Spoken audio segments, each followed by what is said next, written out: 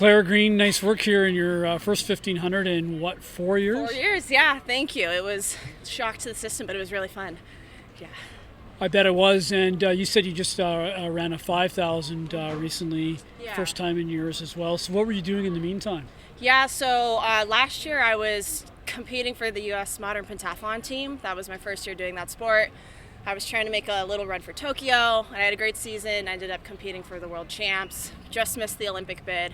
But that year off kind of made me realize how much I wanted to get back to the track. So gave it a 1 year run, and then this past fall started running a little bit more and trying to get back into some good shape. Good stuff. And then today you ran about 425, or give or take, unofficially. Your PB is about, or PR is about 421. Yeah. And so, but you also mentioned you might prefer the 5,000, which you ran 16 low recently. What do you think? You're going to lean towards the 5,000 going forward? Excuse me. Yeah, definitely going to lean towards the 5.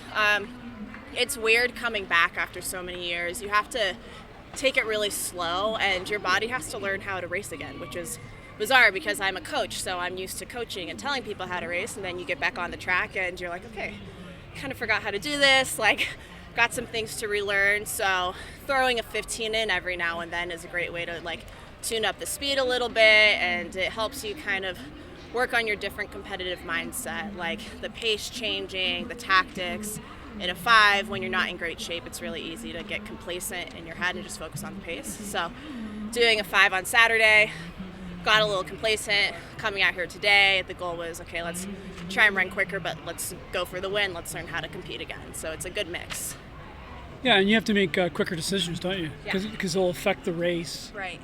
You can make a mistake and it's over, sort of thing? Yeah, definitely. I mean, the 5 is, I'm better at the 5, but it's definitely more challenging for me. I struggle to, deal with the concept of being on the track for 12 and a half laps, but the 15 is not forgiving. So it's really good to get out there and know that you have a split second to make a decision. It's not quite as drastic as an 800, but in the 15, you really have to make a decision and commit to it and kind of see it through.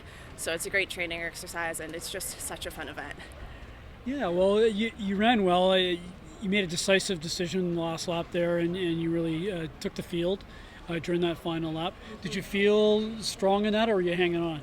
I actually did feel really strong. I wish I had sat a little bit closer to the pacer on the first 1,200 or the first 8 or 1K, however long Devin was in the race. But I was scared. I always tell my athletes, you'll have the kick at the end, so just go with the pacer, and I did the exact opposite of what I was telling my own athletes to do. So I wish I had trusted my strength and gone with the pacer, because the last 3 I felt pretty good. I don't have a lot of speed right now, but you really don't need anything more than, let's say, 60 flat speed in a 15. I'm not in that kind of shape, but I could have afforded to give a little bit of a stronger effort at the beginning, so I will learn from that and not make the same mistake next time.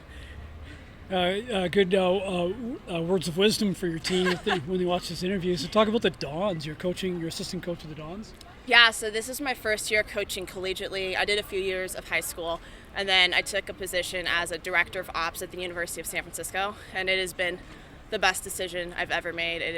Being a coach is the best job.